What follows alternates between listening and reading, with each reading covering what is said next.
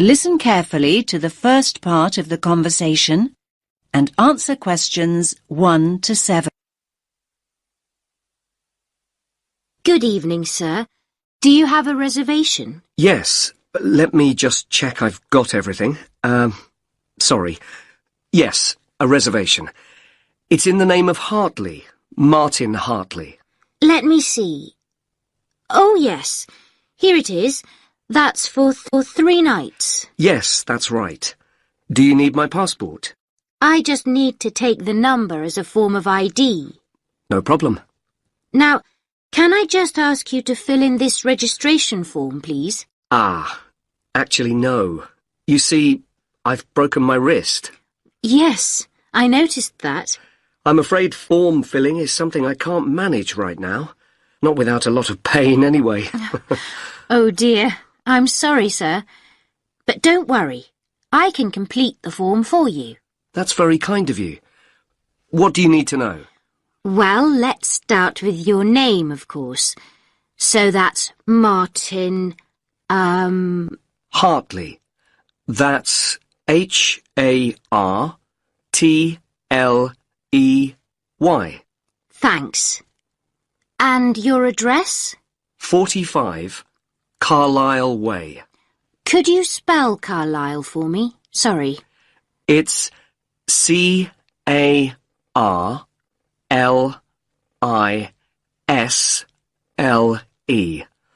You don't pronounce the S.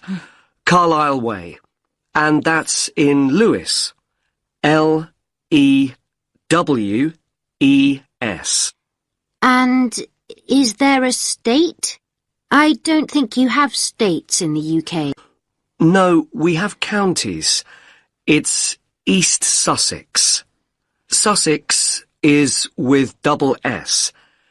The postcode is LW4 6AU. Do you want my phone number? Actually, no. We contact people by email now. Ah, yes. And send me lots of advertising too, I suppose. My email is hartleynitram@yahoo.co.uk. Sorry. A bit slower, please.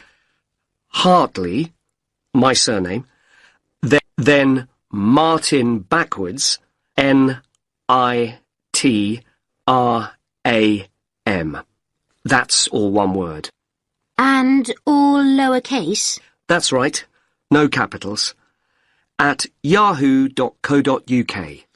Thank you very much, Mr. Hartley. And could you give me your passport now, please? Thanks. You can have that back now. And that's for 3 nights, so checking out on Sunday morning? OK. You're in room 16. That's on the first floor, overlooking the courtyard. Here's your key. Would you like somebody to take your bag? Now you have some time to look at questions 8 to 10.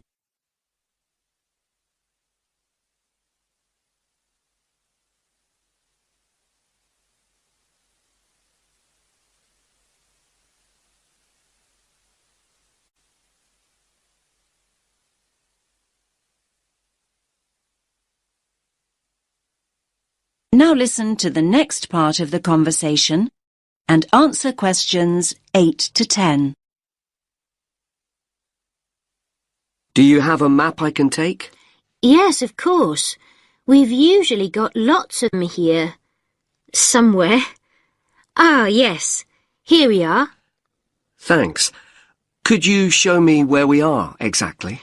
Let me have a look. Yes. This is our street here, Avenida Constitución. The bigger hotels are marked, so let me just see which one is us. Here. Yes, here. This is Hotel Columbus, just before you get to the museum. I say just before because that's the way most people get here.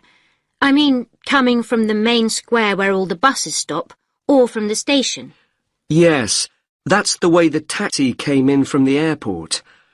I thought we drove past the museum, though, just after we went through that big square you mentioned. Ah, you probably mean here. That's actually an art gallery. It's worth having a look round, but the museum's more interesting. I think so anyway. Thanks for the tip. I hope I get time. Right, well, tomorrow I've got to be at the conference centre. They told me they'd put me in a hotel that wasn't too far away. Oh, yes. The conference centre's not too far at all. Let me see. Yes, down here. You can walk there in 7 or 8 minutes. Just cross over the road, go straight down this street here. That will take you towards the newer part of the city. Walk on for a couple of blocks, and then when you get here, you just have to go right a very short distance, and then you'll see the conference centre above the other buildings. It's quite big. I see. That all looks quite straightforward. Thanks very much.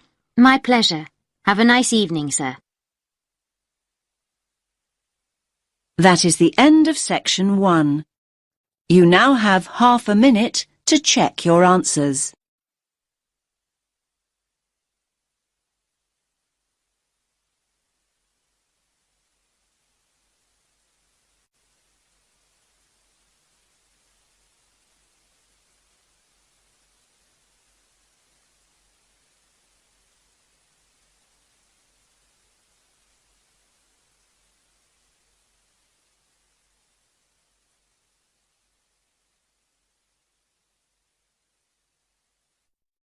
Now turn to section 2.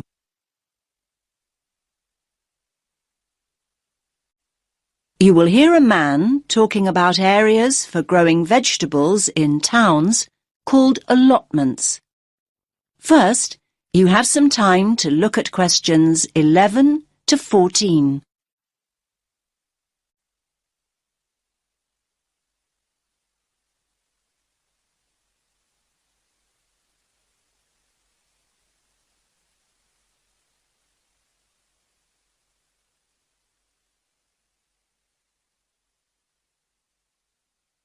Listen carefully to the first part of the talk and answer questions 11 to 14. Good evening, everyone. I'm delighted to see so many of you.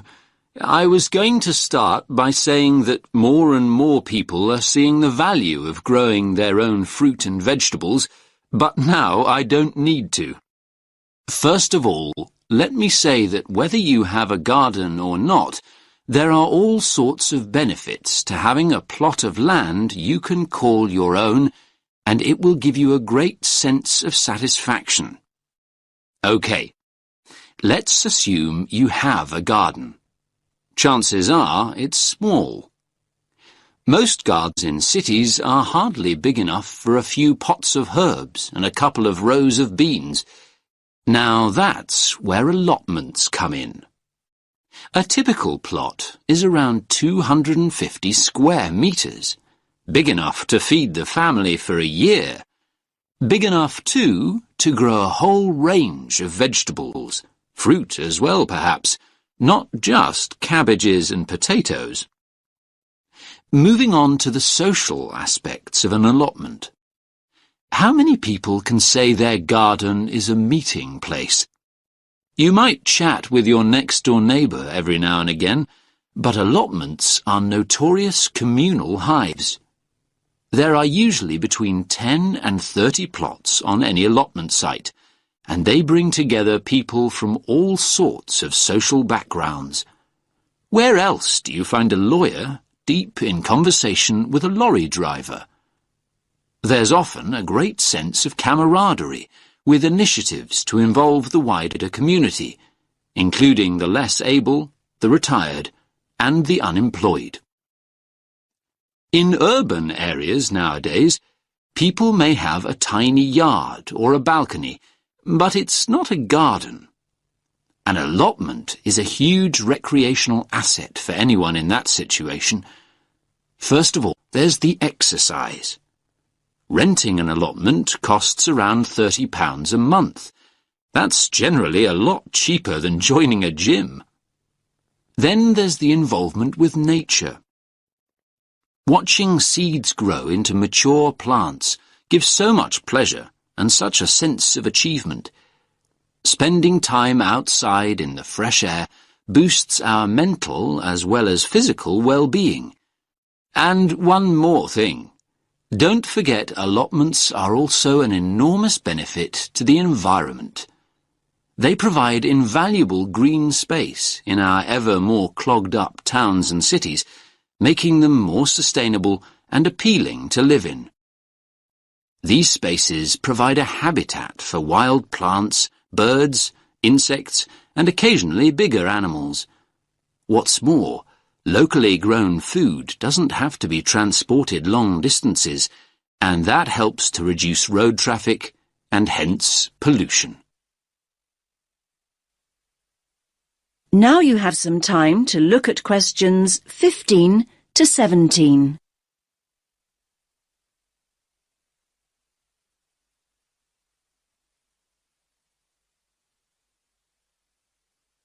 Now listen to the next part of the talk and answer questions 15 to 17.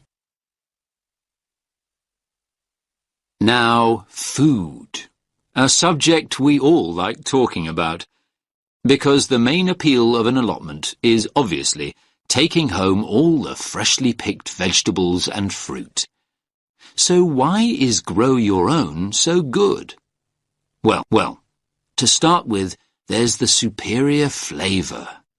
Food you've grown yourself tastes infinitely better than anything bought in the supermarket because it will be super fresh. Another point in its favour is the range. These days, gardeners are growing an amazing variety of vegetables on their allotments. Finally, there's the bonus of knowing that the produce you've grown is organic. You know that what you're eating wasn't grown on an industrial-scale farm or sprayed with large amounts of pesticides. Now you have some time to look at questions 18 to 20.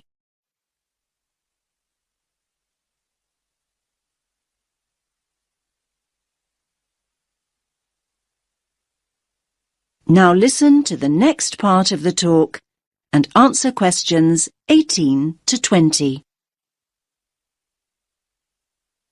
Now I'm going to show you a typical allotment from the site closest to here on Finley Road. Let me just get this image up. That's it. Can everyone see? So, as you can see here, each plot has a fence around it and its own gate. Between the beds are grass walkways. That means you can walk in and around comfortably and not get your boots too muddy. There are soil beds on either side. This plot, in fact, has two smaller flower beds opposite a much larger area for vegetables. And there's also a glass house for growing tomatoes or anything that needs more warmth and protection. Here you can see one of those at the front near the gate. Most allotments have their own shed at the far end, as you can see. Allotments do need a water source, though, and there are stone sinks outside the sheds. A hose pipe can be attached to the tap for easy watering. Some of the plots have a pond, though they're not always popular as they tend to attract insects. And this plot has a compost bin at the end opposite the shed for recycling organic waste. Right. So, how to go about getting an allotment? That is the end of section 2. You now have half a minute to check your answers.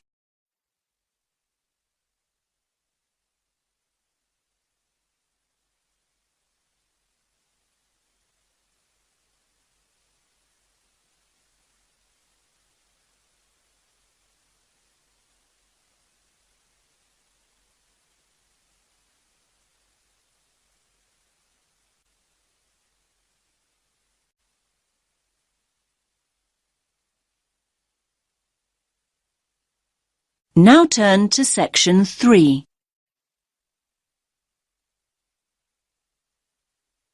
You will hear two students and a tutor discussing their plans for next year.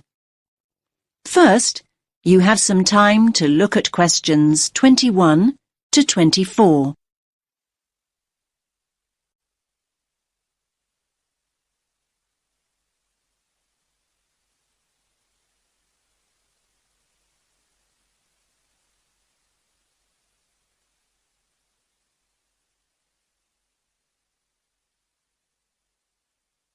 Listen carefully to the first part of the conversation and answer questions 21 to 24.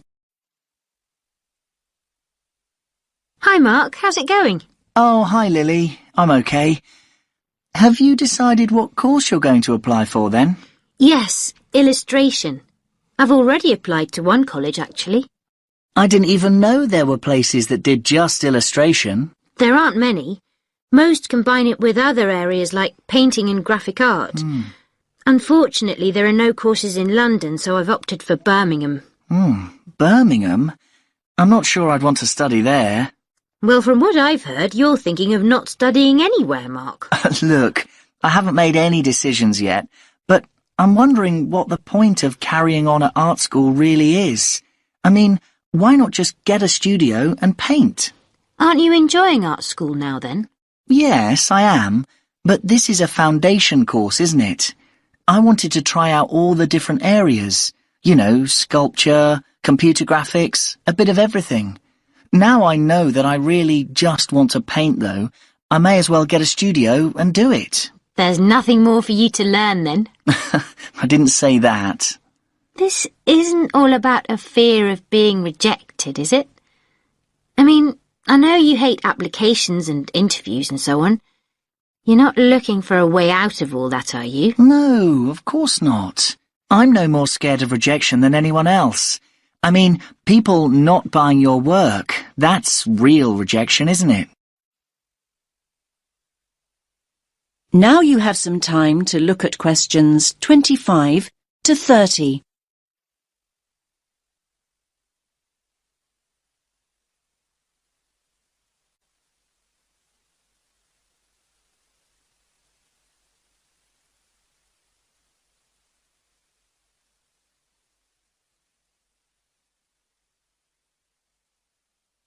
Now listen to the next part of the conversation and answer questions 25 to 30. Hi, do you mind if I join you? We were talking about next year and applying for courses.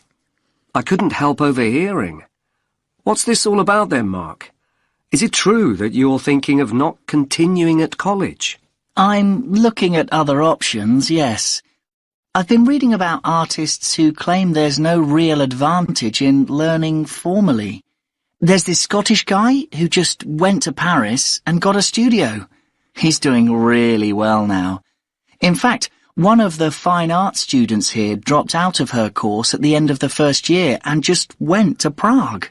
She loves it there. You might just be looking through rose-tinted spectacles there, Mark. There are plenty of people who regret taking that route, you know. For every artist making a living, there are 20 living on the breadline. Okay, I take your point, but I'm thinking about the cost of 3 years at art school as well. Apart from the actual fees, there are all the living expenses. Students are running up at least £30,000 debt by the end of their course. So, this studio you're planning to get, I take it that'll be free then? If you're contemplating working in Paris or Prague, won't that cost practically the same over 3 years? Maybe, but I'd be selling my paintings, wouldn't I? In fairness, Mark, very few artists start selling work just like that. Yes, but will studying for another 3 years mean that I will definitely be able to sell my work? It won't guarantee it, but it'll make it more likely. In my opinion, anyway. Remember that there are plenty of artists who make their name while they're studying. Art schools put on end-of-year exhibitions, and influential people regularly come in looking for talent. Your work is showcased in a way that just won't happen if you're working in isolation. Yes, I do see all that. I'm just not convinced. I sometimes question the value of a creative course Full stop. I mean, I often feel almost guilty when I tell people that I'm studying art. I see this look on their face as though they think I should be doing something more useful. I feel that if I get a studio and start working, at least I'd be paying my way. I think the key factor here is that being at art school exposes you to critical appraisal.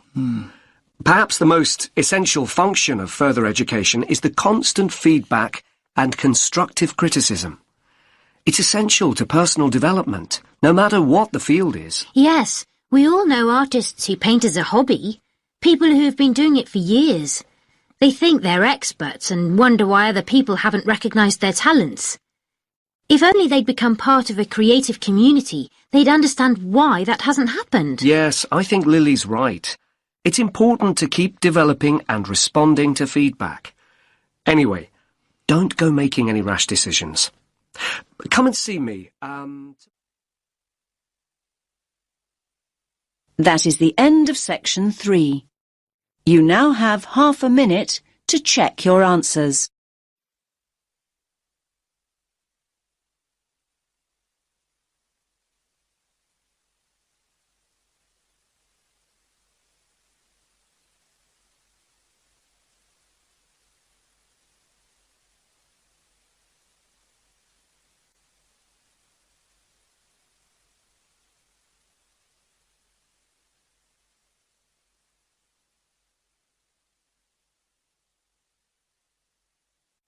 Now turn to section 4.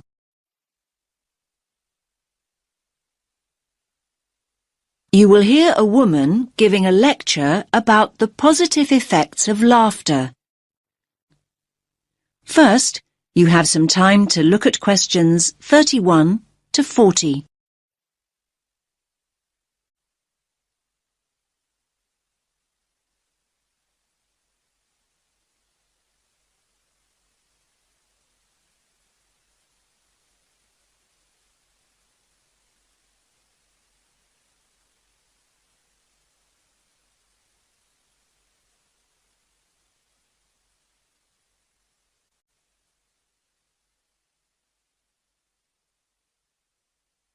Listen carefully to the lecture and answer questions 31 to 40. Good morning, everyone. I do hope you didn't get too wet getting here this morning. The subject for my talk, I think we could all do with some to take our minds off this atrocious weather, is laughter. The laughter I want to look at is specifically related to psychological therapy and the treatment of physiological disorders, something we've been looking at over the last week or so. Now, when we start talking about psychological therapy, laughter isn't something that immediately springs to mind. Therapy is a serious business, and it's generally approached with an appropriate degree of seriousness. After all, people seek treatment and enter therapy for serious reasons. They're often at critical junctures in their lives, and they need professional help. The question is, how is it that laughter can be such a vital part of the therapy process? It's normally identified with humour, and thus generally deemed appropriate only in lighter, more frivolous circumstances, when it's acceptable to find a situation funny. Perhaps this is why so many people in the medical world feel that laughter's frequently misunderstood and undervalued as a cathartic, healing process. Now, humour certainly is one trigger for laughter, but it isn't the only trigger. If we take as a starting point the fact that laughter is a physical process that releases emotional pain, it follows that stress, anxiety and tension may prompt the same response.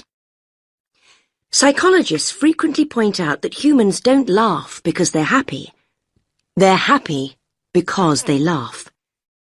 Once we accept that laughter and pain are related, we are less likely to be shocked when people laugh in all sorts of painful, even tragic situations.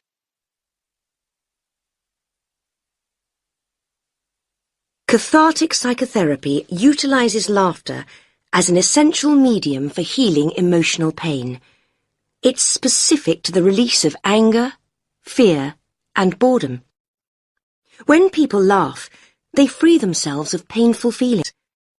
The amount of pain the body releases during a single burst of laughter is immeasurable, but we know that the body will keep discharging pain cathartically until there's no longer a need. The only obstacle to the process is the self-constraint we learn to impose on ourselves during our early years.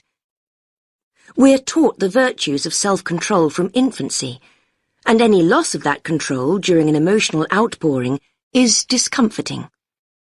We fail to realize that when we lose control, we actually gain in many other ways. Our cultural preference for processing feelings cognitively, instead of feeling them physically, maintains and prolongs emotional distress.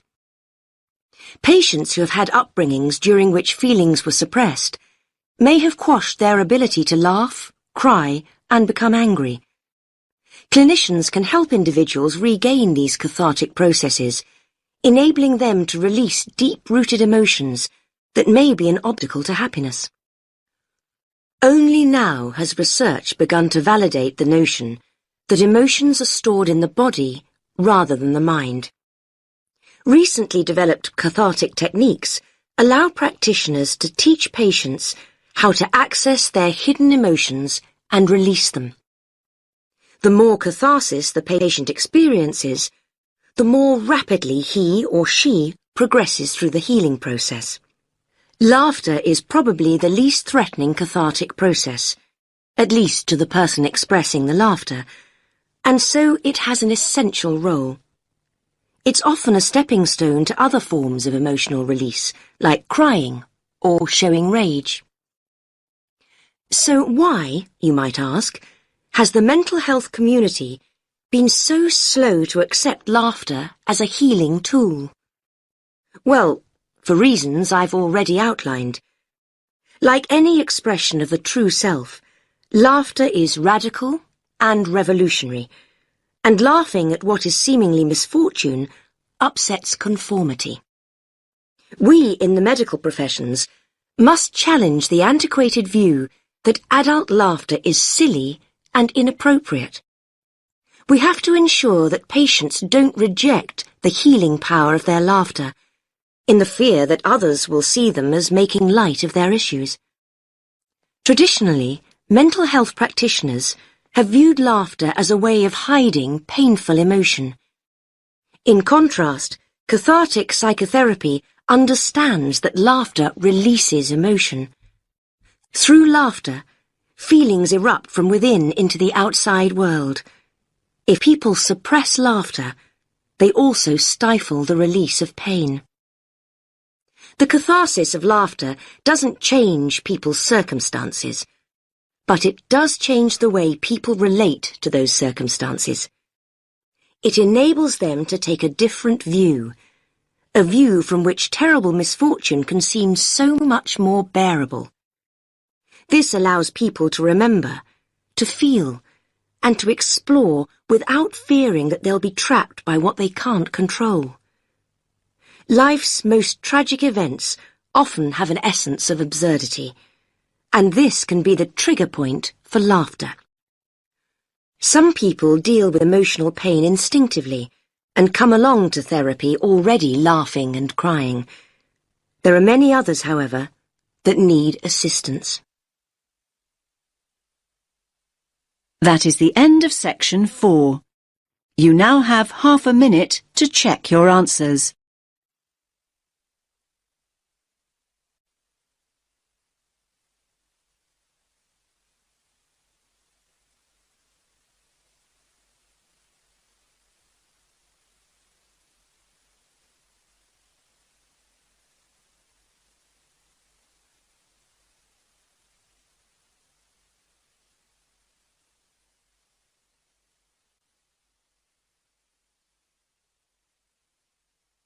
You now have 10 minutes to transfer your answers to the answer sheet.